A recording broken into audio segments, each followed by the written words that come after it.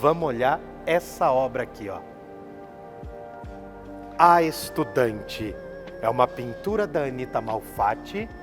E veja, dá a impressão que ela não sabe pintar, porque ela usa cores muito contrastantes. Lembra diversos artistas contemporâneos, Pollock, Kokoschka e por aí vai, Paul Klee, entre outros. Tomem cuidado com as linhas, né? Aqui nós temos um rosto de aspecto doentio. Vejam que nesse retrato ela não está como a Mona Lisa, centralizada. Veja que a cadeira não é proporcional ao corpo. Ela está meio inclinada e a gente consegue perceber também que as cores parecem contrastar. Parece que há uma desarmonia. Agora pensa no século XX. 1914, 1918, Primeira Guerra Mundial. 1937, 1945, Segunda Guerra Mundial. A Segunda Guerra Mundial não começa bem na Europa, mas muita gente não está pronta para esse debate. 1929, quebra da Bolsa. 1917, Revolução Russa. 1936 a 1939, Guerra Civil Espanhola. O século XX é um século que traz a estética do que é feio, uma coisa desagradável, porque é o século dos grandes genocídios, das grandes violências e das grandes guerras. É um século que eleva a proporção da guerra a níveis colossais. A violência é retratada também. Aqui nós temos uma estética que parece flertar com o feio, mas vamos entender uma coisa. A Anita Malfatti, diferente dos outros pintores brasileiros, teve contato com o norte da Europa. Ela conheceu a estética do expressionismo, aquela estética do grito, do Edvard Munch. Então veja, há uma linha sucessória aqui. Nós temos Van Gogh, com aquelas cores muito contrastantes, depois vamos ter Edvard Munch, e no caso brasileiro, nós temos a mãe da pintura modernista. Não sei se vocês sabem, mas o Monteiro Lobato odiava as telas da Anita Malfatti. Ele vai escrever um textão, tipo aqueles textões de Facebook, bem ao estilo dos anos 2010, e ele vai escrever um texto chamado Tentativa de Paranoia e Mitificação. Além do Monteiro Lobato ser um misógino, ele também é um eugenista. É um homem que tem diversos preconceitos arraigados, como todos os seres humanos de todas as épocas. Mas o texto dele fez com que o ódio dele ao estilo da Anita Malfatti engajasse e as pessoas começaram a visitar as obras modernistas da Anita. O Mário de Andrade, que é um outro intelectual importantíssimo, adorava as telas dela. Ele via a brasilidade aqui. Ele via uma tentativa de superar os estilos acadêmicos. E não pensem vocês que a Anita Malfatti não pintou quadros acadêmicos. Assim como a Tarsila do Amaral, as duas tiveram uma formação clássica nas pinturas e depois foram absorvendo a estética do modernismo. Reparem num detalhe, parece a própria Anita Malfatti. Esse é o modernismo da primeira geração, mas eu preciso levar vocês para o modernismo da segunda geração. Vem comigo, vamos lá. Isso aqui é uma riqueza inestimável. A gente tem Pansetti aqui, ó, um pintor que vai retratar os trabalhadores, um cara do interior de São Paulo. E a gente vem caminhando para cá. Vamos lá, vamos lá. Minha nossa. Aqui é onde a gente precisava chegar. Octávio, vem bem perto de mim. Aproxima, aproxima. Eu quero que você olhe a quantidade de tinta desperdiçada, entre aspas, aqui, nessa criança. Aqui nós estamos diante de Cândido Portinari. Só que a gente precisa tomar fôlego e entender o seguinte. Em 1938, nasce um grande livro da literatura brasileira, Vidas Secas. Vidas Secas, do Graciliano Ramos, né? Vai ser fundamental para a gente entender todo um conjunto de literatura regionalista. Se vocês pensarem, por exemplo, o 15 da Raquel de Queiroz, Fogo Morto do José Lins do Rego, outras obras do próprio Graciliano Ramos. Se vocês forem pensar em Euclides da Cunha, aquele livro dificílimo, Os Sertões, nós temos toda uma temática regionalista na literatura brasileira.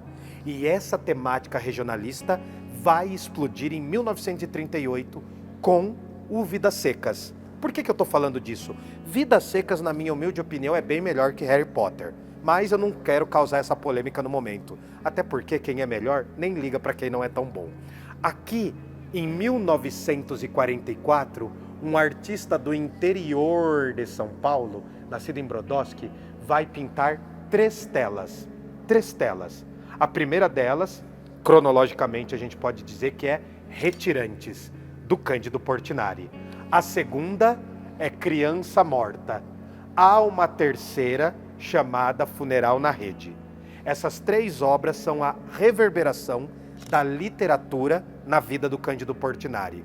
O Cândido Portinari vai retratar os esquecidos. Reparem, a tela é de corpo inteiro. Quem era retratado e fotografado no Brasil do começo do século XX de corpo inteiro? Os poderosos. Somente os poderosos. Pouquíssimas pessoas tinham acesso a retratos e muito menos pessoas tinham acesso a retratos do corpo inteiro. Aquelas imagens posadas. Então era o privilégio. O que o Cândido Portinari faz? Ele retrata uma família de corpo inteiro, mas é a família dos esquecidos. Reparem que dos olhos pendem lágrimas. É um quadro bem feminino e a estética do Tim Burton parece que veio beber aqui, né? É uma estética do feio, é uma estética do desagradável. É o expressionismo, o cubismo e outros modernismos dialogando aqui. A gente consegue reparar nos olhos aqui, ó. Reparem também nessa figura aqui, ó. Eu vou pedir para o Otávio depois colocar uma imagem dos anjos de um artista chamado Paul Klee. O Paul Klee, ele faz diversos anjinhos assim, ó. Ó, já vou dar uma letra. Ângelos Novos. É uma obra fundamental do modernismo. Aqui nós conseguimos ver o seguinte. Há, no centro da tela, uma mãe carregando uma criança morta no colo. Hoje é dia 28 de março de 2025. Ontem fez 1 ano que eu enterrei a minha mãe. A minha mãe era o coração da minha alegria. Eu faço visitas monitoradas pelo MASP desde 2014. E eu sempre prometi à minha mãe que um dia eu a levaria. E eu não cumpri essa promessa. Eu fiquei devendo isso para minha mãe. Hoje eu falo para as pessoas, não adiem experiências de vida. Porque eu adiei e eu me arrependo por isso. Tem muita gente que fala assim, se eu voltasse no tempo eu faria exatamente igual. Balela. Se nós voltássemos no tempo com a consciência que a gente tem hoje, a gente não faria as mesmas besteiras. Eu acho que eu fiz uma grande besteira em não ter trazido a minha mãe ao MASP. A minha mãe faleceu, o coração da minha alegria se foi, eu vivo há mais de 1 ano de luto e eu trago o luto para dentro dos museus. Eu quero que vocês reparem numa coisa. Uma mãe falecendo antes do filho, nós entendemos isso como a ordem natural das coisas. Agora, um filho falecendo antes da mãe, a gente vê que há uma espécie de subversão do tempo. E aqui nós vemos uma mãe que vai enterrar o seu filho. Quer um paralelo com essa obra? Pensem, por exemplo, na Pietà do Michelangelo. Aqui nós estamos diante da Pietà dos pobres. A mãe é a coluna da família e da obra. Ela oferece o corpo morto do filho, mais ou menos como a Virgem Maria entrega o corpo morto do filho para a redenção dos cristãos. Reparem num outro detalhe. Quando vocês estão diante dessa obra, vocês estão diante da seca do Nordeste. Mas a nossa cabecinha do Sudeste não pode resgatar a imagem do Nordeste somente como pobreza. É muito comum entre pessoas do Sul do Brasil e pessoas do Sudeste do Brasil acharem que o Nordeste é só pobreza, é só praia, é só contradição. Nós não precisamos ir longe do MASP para vermos os invisíveis. Aqui Nas avenidas chiques de São Paulo, há pobreza também. São Paulo é uma das cidades mais desiguais do mundo.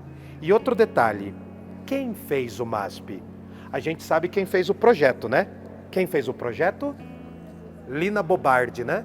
Mas quem encheu isso aqui de cimento? Quem construiu São Paulo no século XX? Minha mãe é do interior de São Paulo. Meu pai é do interior da Paraíba.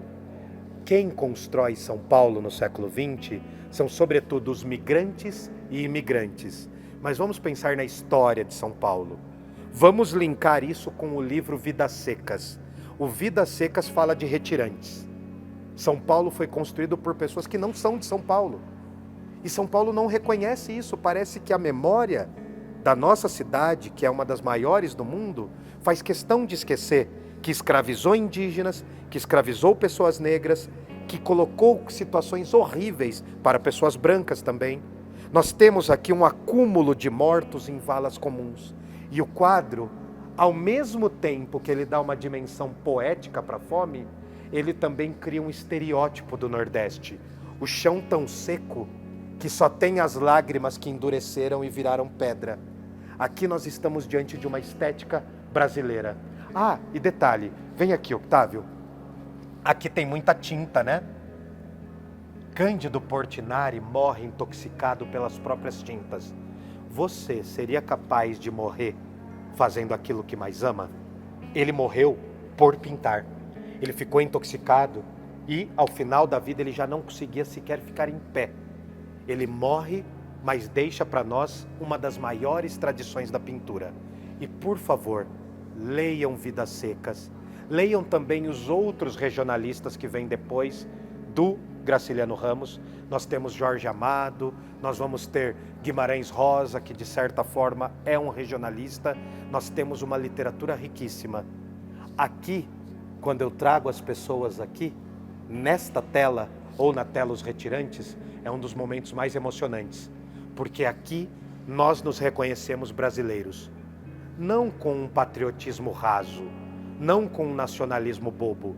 Acima de qualquer visão política, quando a gente está diante de uma tela como essa, a gente está diante de uma produção do nosso povo. E nós temos que reconhecer isso. Senão nós não nos tornaremos nunca uma sociedade.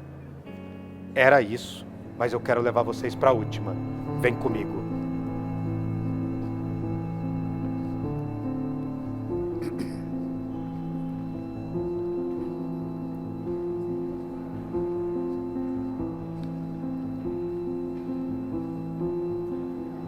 Esta obra, o Octávio vai dar um 360, vamos dar uma volta totêmica pela obra, 360 graus, aqui. Octávio, você vai dar mais uma volta, eu quero que você coloque a câmera ali, ó, no balde. Aí depois você vem aqui, me segue e coloca a câmera no rosto do garoto. Filme ele de cima a baixo, por gentileza. E eu vou ficar do outro lado. Consegue me ver? Absolute cinema isso, hein? Isso aqui é cinema. Bom, aqui nós estamos diante de uma obra fundamental de um artista que eu acho importantíssimo para entendermos o Brasil. Artista esse que já virou meu amigo, hein? E eu vou cobrar aquela cerveja, viu? Flávio Cerqueira é um artista incrível, um escultor contemporâneo que fez uma exposição incrível aqui em São Paulo algumas semanas atrás, e a exposição dele no ano de 2025 está rodando pelo Brasil. Essa obra já saiu até em vestibular, já foi mencionada pelo um livro da Lilian Schwartz, uma grande historiadora brasileira. Aqui nós estamos diante de uma escultura de bronze que ganha o nome de Amnésia. Vamos pensar o seguinte, essa obra está discutindo sobre a negritude do povo brasileiro. Se você subir um pouco junto comigo, Octávio, aqui, tá me vendo? Aqui nós temos que lembrar o seguinte, do lado de lá do MASP tem uma fileira inteira falando da arte negra do Brasil. Nós temos Abdias Nascimento, nós temos Rubem Valentim, nós temos Emanuel Araújo, que foi o fundador do Museu Afro Brasil. Para o lado de cá, nós temos arte de mulheres brasileiras, Leda Catunda, nós temos diversas, Wanda Pimentel, nós temos Lucy City Ferreira, nós temos uma riqueza enorme. Lá atrás nós temos obras indígenas do povo Runiquim, um povo da região do Acre, o Acre existe. E aí nós temos riquezas incomensuráveis aqui. Eu gosto de mostrar essa obra do Flávio Cerqueira, porque eu gosto de colocá-la em paralelo com outras obras. Há um artista francês que morou no Brasil chamado Debré. Ele vai retratar a condição dos negros tigres, homens negros e garotos negros que tinham como função, sobretudo em cidades próximas ao mar, de pegarem os restos das famílias poderosas, as fezes e as urinas desses poderosos, colocarem em cestos e descerem até o cais e jogarem esses restos. Muitos desses negros, sobretudo no Rio de Janeiro, eram chamados de negros tigres ou negros tigrados, porque as fezes e a urina escorria pelo rosto deles. Vamos fazer um paralelo com essa obra, que ao mesmo tempo que pode ser ancestral, pode ser futurista e pode ser também afrofuturista.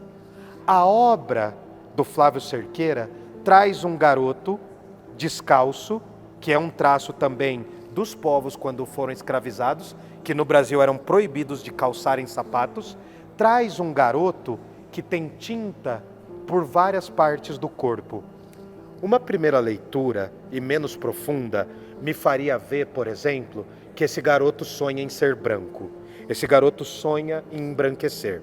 Uma segunda leitura, depois de você ter acesso ao livro do Frantz Fanon, Peles Negras e Máscaras Brancas, faz você perceber como a negritude foi apagada da história, sobretudo do Brasil, em paralelo, sobretudo do Brasil. Se nós formos ler Abdias Nascimento, Lélia Gonzalez, Conceição Evaristo, né? Carolina Maria de Jesus, a gente vai ver o grande apagamento em referenciais negros que nós tivemos. O que eu acredito na obra do Flávio Cerqueira é que ela traz esse aspecto, porque por mais que a tinta esteja no garoto negro, e aí entra uma terceira interpretação, este garoto continua negro, mas como um garoto que sobrevive, que resiste, que traz outros significados. Há vários motivos para entendermos essa obra, mas eu quero que você veja o nome dela. Vejam isso aqui, ó. Aqui nós tratamos da obra do Flávio Cerqueira e ela se chama Amnésia. Um povo que esquece seletivamente da sua história não é capaz de lidar com ela. Quantas amnésias nós sofremos? Vou fazer mais um paralelo. Já ouviram falar de Machado de Assis? Machado de Assis escreve uma obra chamada Memórias Póstumas de Brás Cubas. E lá ele tira um sarro extremo, porque ele cria uma personagem chamada Eugênia.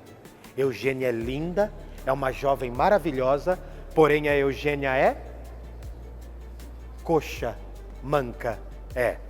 O nosso Machado de Assis não era politicamente correto, mas ele faz essa crítica porque ele está falando da eugenia, do estudo da pureza das raças. E como isso é irônico numa sociedade miscigenada como a gente. Mas calma, a gente também não pode ver a miscigenação como a salvação do povo brasileiro e dizer aí à torta e à direito que não existe racismo no Brasil. O Brasil é um país construído sobre o racismo. E a amnésia nos faz olhar seletivamente para o passado. A importância de ter uma obra como essa no MASP é gigantesca. A importância de se visitar um museu, maior ainda. Museus são espaços de confronto da memória. São os museus que ajudam a contar a história do nosso povo. Isso foi apenas a primeira parte sobre o MASP. Visitem museus, acompanhem as minhas redes sociais e a minha agenda e lembrem-se, eu tenho um curso de História da Arte que é gravado semanalmente e que tem muitas aulas para você. Meu nome é Hildon Vital de Mello, você esteve no Parla e era isso que eu queria mostrar no MASP Parte 1. Valeu, obrigado. Não estava no roteiro as palmas.